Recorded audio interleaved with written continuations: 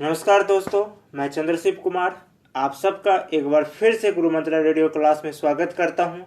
वे छात्र जो पहली बार गुरु मंत्रा रेडियो क्लास को सुन रहे हैं या पहली बार हमारे यूट्यूब चैनल से जुड़े हैं, मैं उन सबको बता दूं कि गुरु मंत्रा रेडियो क्लास गुरु मंत्रा विद्या संस्थान बिहार, जो कि एक ऑनलाइन इंस्टीट्यूट है सिविल सर्विस के लिए, इसके द्वारा चलाई जा रही है। आप हमारे अन्य रेडियो क्लास को सुनने के लिए हमारे YouTube चैनल से जुड़ सकते हैं। हमारे YouTube चैनल चंद्रशिव कुमार को सर्च करें और आप वहां से हमारे पुराने रेडियो क्लासेस को सुन सकते हैं। हमारा आज का विषय है अर्थव्यवस्था BPSC 64th प्रीलिम्स एग्जामिनेशन, अर्थात 64वीं BPSC के प्रारंभिक परीक्षा में जो भी अर्थव्यवस्था विषय से सवाल पूछे गए थे, आज हम उन पर अभ्यास करेंगे।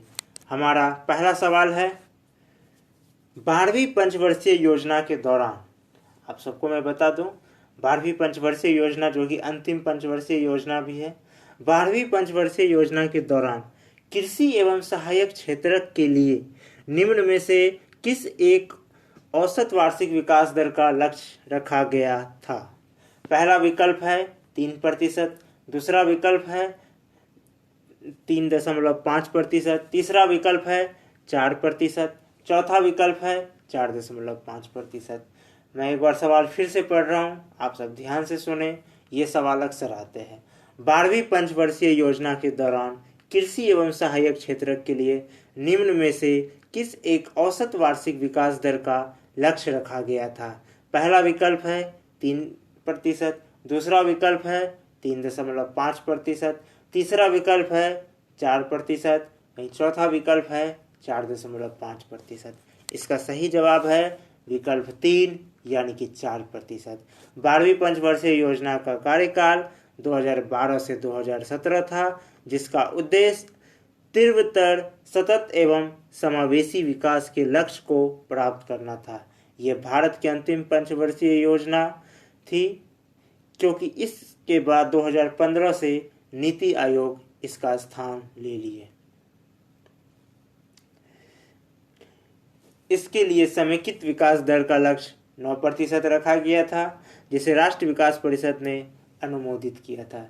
इस पंचवर्षीय योजना के दौरान कृषि एवं सहायक क्षेत्र के विकास के लिए औसत वार्षिक विकास लक्ष्य 4.0% रखा गया था, लेकिन कम कृषि उत्पादन के कारण कृषि एवं सहायक क्षेत्र की विकास दर 1.6% ही प्राप्त हुई। हमारा अगला सवाल है, सरकार की नीति मेक इन इंडिया का क्या उद्देश्य है? पहला विकल्प नौकरशाही के ढीलापन को दूर करना, दूसरा विकल्प लाल फीताशाही को हटाना, तीसरा विकल्प विनिर्माण की लागत को कम करना, चौथा विकल्प उत्पाद को प्रतियोगी बनाना, पांचवा विकल्प इनमें से कोई नहीं या एक से अधिक। इसका सही जवाब है विकल्प 5 यानी कि इनमें से कोई नहीं या इनमें से एक से अधिक।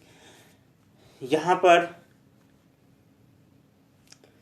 जो सही है इन दोनों में से, ये एक से अधिक सही है, ना कि कोई नहीं, अर्थात इनमें कई विकल्प सही है। अब हम देखते हैं कौन सा। मेक इन इंडिया कार्यक्रम को 25 सितंबर 2014 को लॉन्च किया गया, जिसका लक्ष्य रोजगार सृजन तथा कौशल विकास को प्रोत्साहन देना है।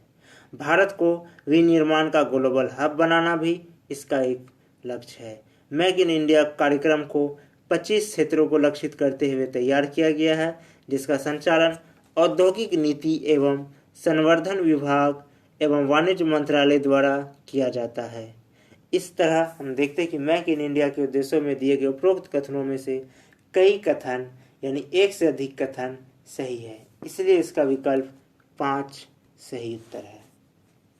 हमारा अगला सवाल है, भारत सरकार के नीति आयोग जो आर्थिक नीति निर्धारण का चिंतन समूह है, ये नीति का पूरा स्वरूप क्या है? यानी यह जो नीति NITI, इनका पूरा जो है नाम पूछा जा रहा है, इनका पूरा मतलब फूल इसका मतलब क्या होता है। इसके विकल्प है, पहला विकल्प नेशनल इंटरनल ट्रेड इंफॉर्मेशन यानी राष्ट्र आंतरिक व्यापार सूचना। दूसरा विकल्प है national institution for transforming India यानी राष्ट्रीय भारत परिवर्तन संस्थान। तीसरा विकल्प है नेशनल इंटीग्रेटेड ट्रीटी इंस्टीट्यूट यानी राष्ट्र समेकित संधि संस्थान। चौथा विकल्प है नेशनल इंटेलेक्चुअल ट्रेनिंग इंस्टीट्यूट यानी राष्ट्रीय बौद्धिक ट्रेनिंग संस्थान। पांचवा विकल्प इनमें से कोई नहीं या इनमें से एक से अधिक। इसका सही जवाब है विकल्प 2 यानी नीति आयोग का पूरा नाम national institution for transforming India है, अर्थात राष्ट्रीय भारत परिवर्तन संस्थान। इसका गठन 1 जनवरी 2015 को भारत सरकार के द्वारा योजना आयोग के स्थान पर किया गया था।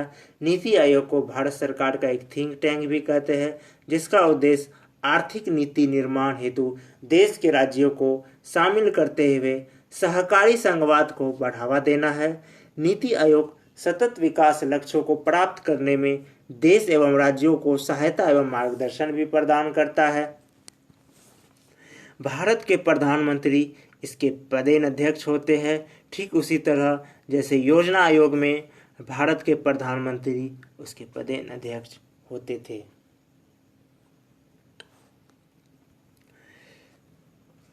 इसके अस्थायी सदस्यों में सभी राज्यों के मुख्यमंत्री तथा दिल्ली व पुदुचेरी को छोड़कर सभी केंद्र शासित प्रदेशों के उपराज्यपाल अथवा प्रशासक भी शामिल है।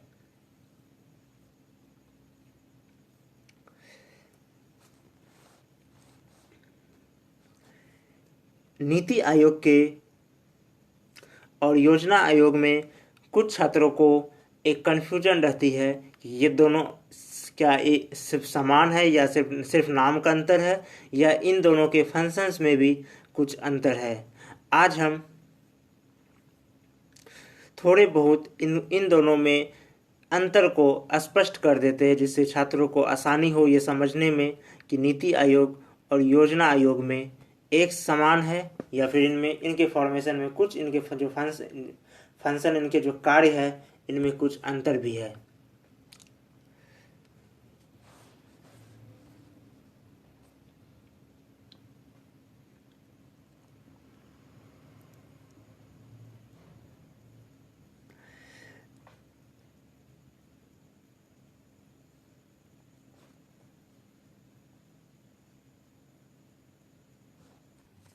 मैं आप लोगों को योजना आयोग को समाप्त करने के कुछ कारणों को बता रहा हूँ, जिनसे आप समझ जाएंगे कि योजना आयोग और नीति आयोग के फंक्शंस में क्या अंतर है। योजना आयोग जब बने थे उस समय आर्थिक उदारीकरण पर का इस तरीके से नहीं थे जितना आज आर्थिक उदारीकरण है। अर्थात जब योजना आयोग गठित हुई थी तो उस समय अर्थव्यवस्था पर राज्य का कड़ा नियंत्रण होता था, किंतु वर्तमान समय आर्थिक उदारीकरण का है। योजना आयोग में निजी क्षेत्र का प्रतिनिधित्व नहीं होता था, क्योंकि उस समय हमारी समाजवादी अर्थव्यवस्था पर ज़्यादा जोर थी, जबकि योजना निर्माण के वित्तीय क्षेत्र में आज लगभग 55% यानी 55% इसका ही योगदान होता है। योजना आयोग में राज्यों की कोई भागीदारी नहीं होती थी, जबकि उनका कार्यान्वयन राज्यों के द्वारा ही किया जाता था। और आपको मैं बता दूं कि नीति आयोग में राज्यों के मुख्यमंत्री भी शामिल होते हैं। योजना आयोग पर राजनीतिक पक्षपात के आरोप लगते थे, जबकि नीति आयोग योजना आयोग की तरह धन का आवंटन नहीं करेगा, बल्कि ये वित्त मंत्रालय द्वारा किया जाएगा। इस कारण से ये इस पर इस तरीके के पक्षपात लगने की आशंका कम है। अब हम अपने अगले सवाल पे जाते हैं। हमारा अगला सवाल है, निम्न में से कौन सा एक औद्योगिक विकास के लिए प्रोत्साहकी नहीं है। सवाल को एक बार फिर से ध्यान से सुने। निम्न में से कौन सा एक औद्योगिक विकास के लिए प्रोत्साहकी नहीं है। पहला विकल्प है मेक इन इंडिया, दूसरा विकल्प है ईज ऑफ डूइंग बिजनेस, तीसरा विकल्प है स्टार्ट ऑफ इंडिया चौथा विकल्प है, डिजिटल इंडिया पांचवा विकल्प है, इनमें से कोई नहीं या एक से अधिक। इसका सही जवाब है विकल्प 5, यानी कि उपयुक्त में से कोई नहीं या एक से अधिक। यहाँ पर एक से अधिक इनके जवाब होंगे, क्योंकि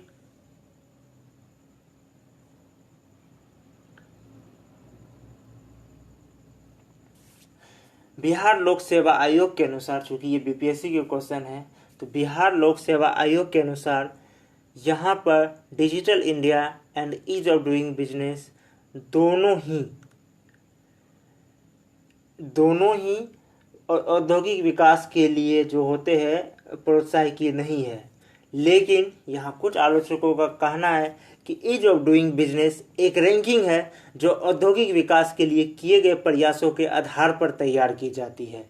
इस कारण से ईज ऑफ डूइंग बिजनेस को हम कह सकते हैं कि औद्योगिक विकास के लिए प्रोत्साहकीय है। किंतु बिहार लोक सेवा आयोग ने, चूँकि ये बीपीएससी के क्वेश्चन है, तो बिहार लोक सेवा आयोग ने इसका उत्तर ई दिया है। उनके अनुसार ईज ऑफ डूइंग बिजनेस भी नहीं है, या फिर वे शायद स्टार्टअप इंडिया या मेक इन इंडिया में किसी एक को में भी नहीं मानते हैं।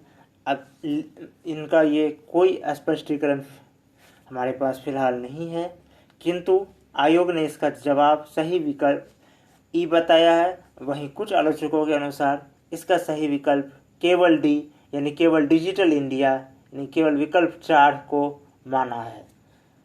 अब हमारा अगला सवाल है, पूरा यानी ग्रामीण क्षेत्रों में नगरीय सुविधाएं प्रदान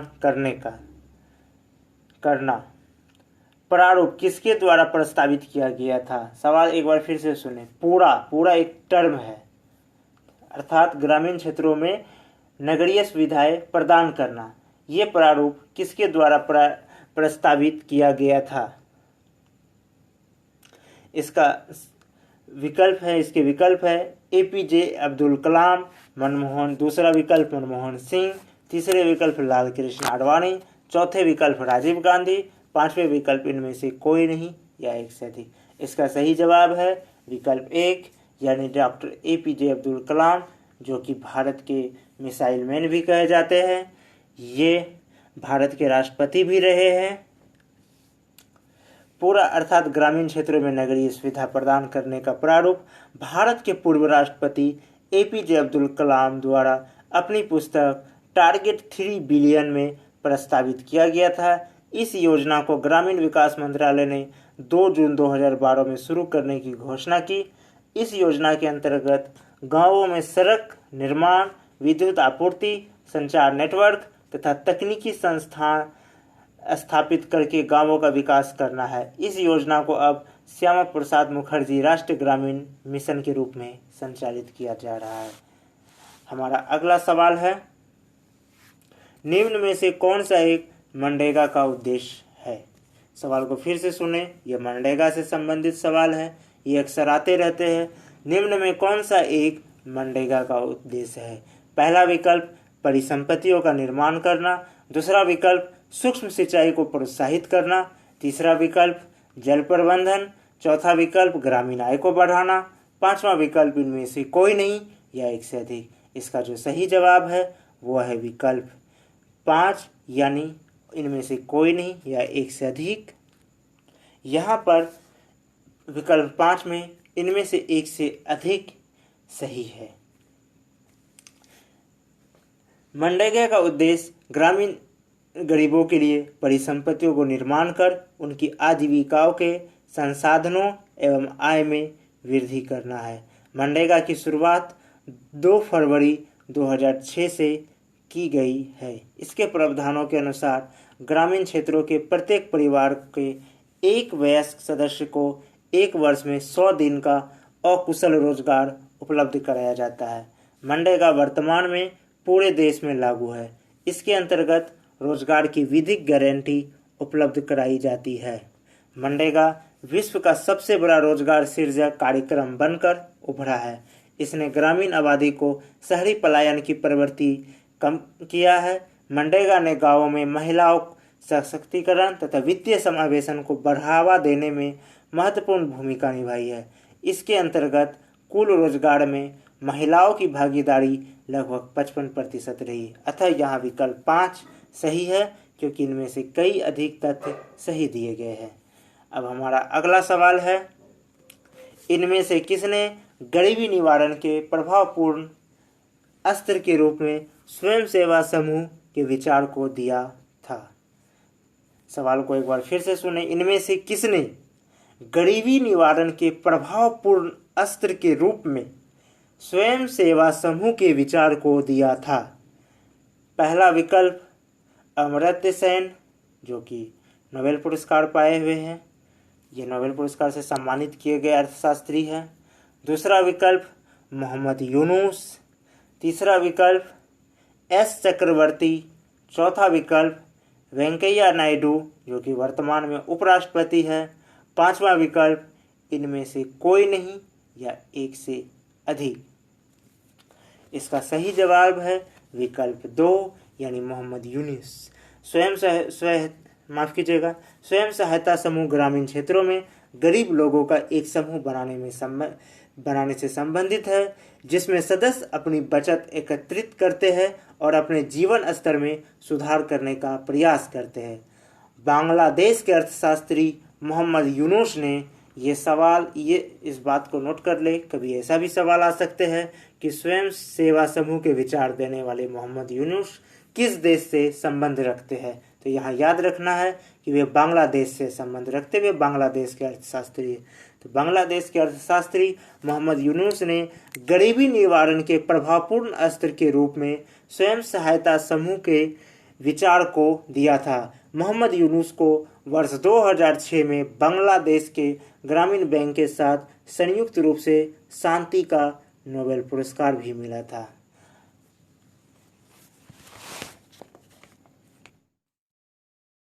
हमारा अगला सवाल है, निम्न में से कौन सा एक 20वीं शताब्दी के 60वें दशक के अंतिम दौर की हरित क्रांति की प्रकृति का सबसे उचित वर्णन करता है? सवाल एक बार फिर से सुन ले।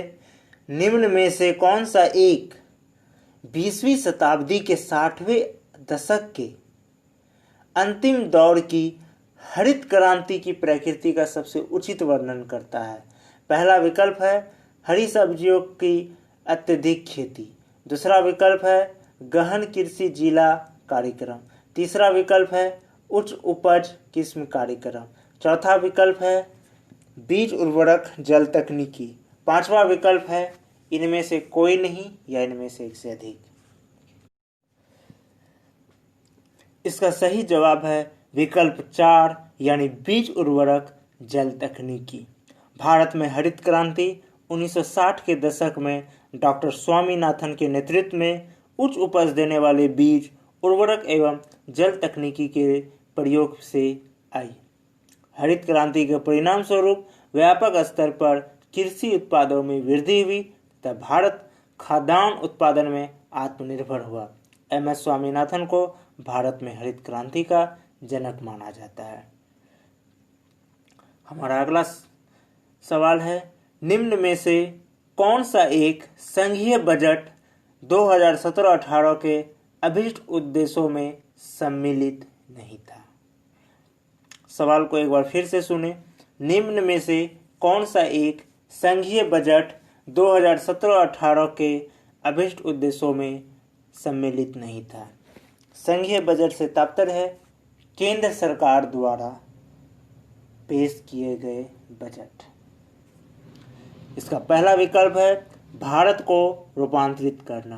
दूसरा विकल्प है भारत को स्वच्छ करना। तीसरा विकल्प है भारत को शिक्षित करना। वहीं चौथा विकल्प है भारत को ऊर्जावान करना। पांचवा विकल्प है इनमें से कोई नहीं या एक से अधिक। इसका सही जवाब है विकल्प 3 यानी भारत को शिक्षित करना। अर्थात संघीय बजट 2017-18 में इनमें से भारत को शिक्षित करना अभीष्ट उद्देश्यों में सम्मिलित नहीं था। संघीय बजट 2017-18 के अभीष्ट उद्देश्यों में भारत को शिक्षित करना नहीं था, बल्कि विभिन्न शैक्षणिक संस्थाओं में एक रूपता लाना, जैसे उच्च शिक्षा की सभी परीक्षाओं के लिए राष्ट्रीय परीक्षा agency national exam agency NEA बनाने पर विशेष ध्यान था। अन्य उद्देश्यों में भारत को रूपांतरित करना, भारत को स्वच्छ करना, भारत को ऊर्जावान बनाना, UGC में सुधार, अनुबंधित खेती के लिए एक आदर्श कानून बनाने जैसे कई मुद्दे सम्मिलित थे।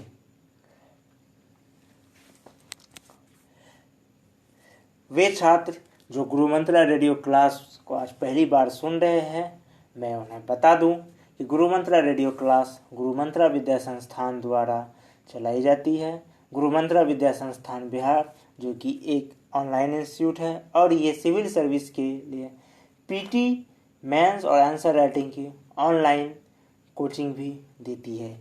PT ग्रुप 50 स्टूडेंट का होता है जो कि व्हाट्सएप और टेलीग्राम के माध्यम से कराया जाता है। इसमें छात्रों को करंट से संबंधित मिलते हैं और द हिंदू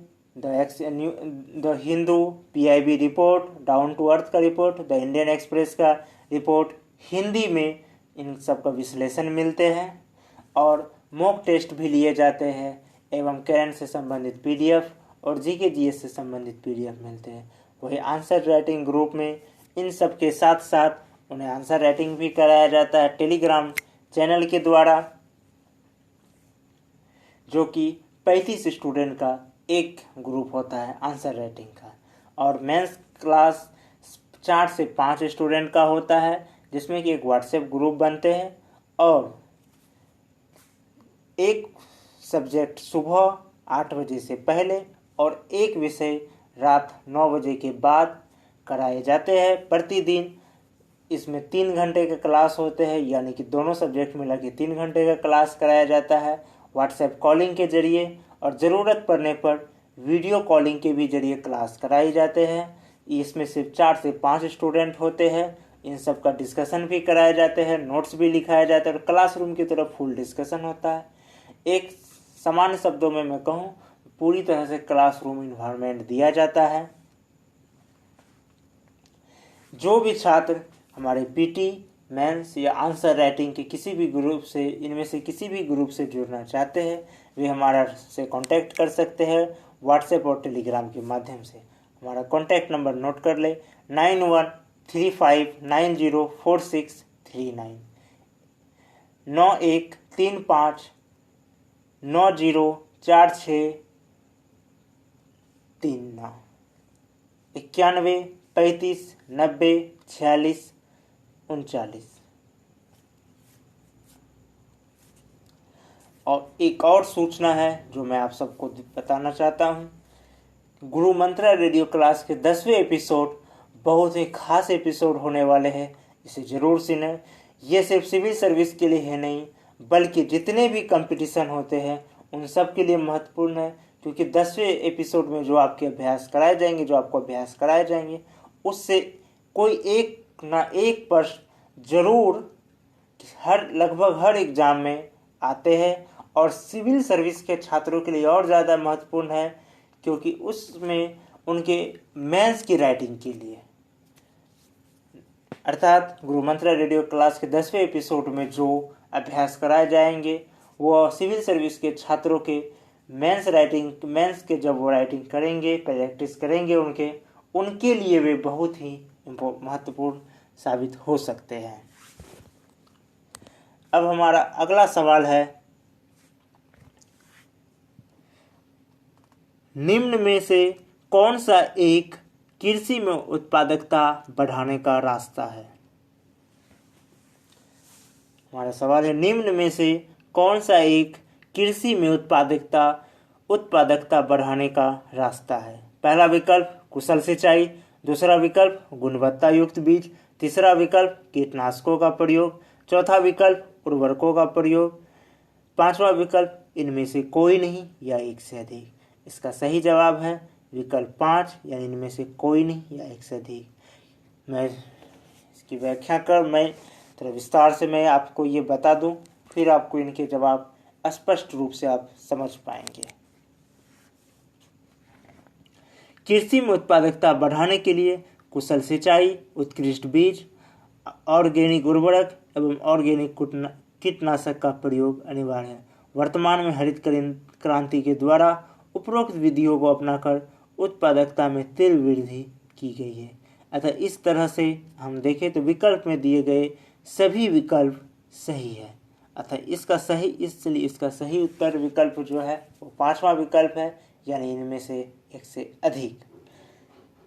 एक बात मैं और आप लोगों को कहना चाहता हूँ, बहुत से ऐसे छात्र हैं जो ये हमसे इस बात का शिकायत करते हैं, वे हमसे शिकायत नहीं करते हैं, उन्हें शिकायत खुद से है कि उनकी पीटी का तो रिजल्ट आ जाते हैं, बीपीएससी का भी और अन्य स्टेट के पीसीएस का भी, जैसे उत्तर प्रदेश, मध्य प्रदेश, झारखंड, किंतु मेंस का रिजल्ट नहीं आ पाता है। उन सभी छात्रों से जब हमने बात किए तो उनमें मैं एक सामान्य बात पाया कि उन सभी छात्रों ने मुझे ये बताया कि वे मेंस की तैयारी तब करते हैं जब उनका पीटी का रिजल्ट आ जाता है, या फिर जब वो पीटी का एग्ज़ाम दे के आते हैं और उन्हें लगता है कि नहीं पीटी का रिजल्ट उनका आ सकता है। मैं आप सबको ये बताना चाहता हूँ, हालांकि ये मैं पहले के भी एपिसोड में बता चुका हूँ, एक बार मैं फिर से आप सबको बताता हूँ कि अब लगभग सारे पीसीएस ने अपने एग्ज़ाम लेने के तरीके बदल दिए हैं। अब वो समय नहीं रहा कि आप पीटी का एग्ज़ाम होते थे, फिर उनका रिजल्ट होते थे और एक लंबे समय मिल जाता था मेंस के एग्ज़ाम के लिए। अब आप देख रहे होंगे कि लगभग सभी लोक सेवा आयोग पीटी के एग्ज़ाम के तुरंत बाद जल्दी से जल्दी वे कोशिश करते हैं कि मेंस का एग्ज़ाम ले ले। किसी कारणवश, कभी किसी विवाद के कारण नहीं हो पाते हैं, मेंस के परीक्षा में विलम्ब हो जाती है, वो अपवाद में आते हैं, लेकिन आयोग अपनी ओर से ये कोशिश जारी रखते हैं कि पीटी के एग्ज़ाम के बाद जल्दी से वो उनका रिजल्ट देकर मेंस का भी एग्ज़ाम जल्दी से ले ले। अब ऐसे में क्या होते हैं कि जो छात्र बाद में मेंस की तैयारी शुरू करते हैं और पीटी का रिजल्ट जल्दी आ जाता है और मेंस का एग्ज़ाम डेट भी जल्दी आ जाते हैं, तो अब वे समझ नहीं पाते हैं कि वो क्या करें, वो आंसर राइटिंग का प्रैक्टिस करें या फिर मेंस का पढ़ाई करें। आपको मैं पहले भी बता चुका हूँ, फिर बता रहा हूँ, मेंस की परीक्षा में सिर्फ आपका नॉलेज चेक नहीं किया जाता है, बल्कि आपके नॉलेज का प्रेजेंटेशन भी चेक किए जाएंगे। क्योंकि जो कॉपी चेक कर रहे हैं उन्हें पता है कि मेंस के परीक्षा, जो भी विद्यार्थी मेंस की परीक्षा दे रहे हैं वे लाखों स्टूडेंट को पीटी में धकेल कर तब वो दे रहे हैं, अर्थात उनके पास नॉलेज की कमी नहीं है। वो आपका सोच देख रहे हैं, आपका सोचने का, किसी भी समस्या के प्रति सोचने का दृष्टिकोण देख रहे हैं कि आप किस का नज़रिया क्या है, किस तरीके से सोचते हैं और आप अपने नॉलेज को कैसे प्रेजेंट करते हैं। इसलिए ये ज़रूरी है कि अब आंसर राइटिंग ज़्यादा से ज़्यादा करें। जितना ज़्यादा आंसर राइटिंग करेंगे आप अपने विचारों को उतना ज़्यादा अच्छे तरीके से पेश कर पाएंगे, प्रस्तुत कर पाएंगे। और दूसरा जो सबसे खास बात है कि मेंस की तैयारी अब शुरू से करें। वो समय नहीं रहा कि आप पहले पीटी का करें फिर मेंस का करें। अब अगर अभी देखें वर्तमान में जो भी एग्ज़ाम लिए जा रहे हैं, क्वेश्चंस का आप देखें तो पीटी और मेंस के जो सिलेबस है, जिस विषय से क्वेश्चंस आते हैं, वो लगभग 80 से 90% एक समान होते हैं। यानी अगर आप मेंस की पढ़ाई कर रहे हैं तो पीटी की पढ़ाई उसके साथ अपने आप कंप्लीट हो जाएगी, उसके लिए आपको अलग से नहीं पढ़ना होगा। और जो कुछ सब्जेक्ट ऐसे हैं जो मेंस में नहीं आते, सिर्फ पीटी में आते हैं, वो 1-2 सब्जेक्ट आप अलग से पढ़ लें। इससे आपकी तैयारी कम समय में तेजी से होगी।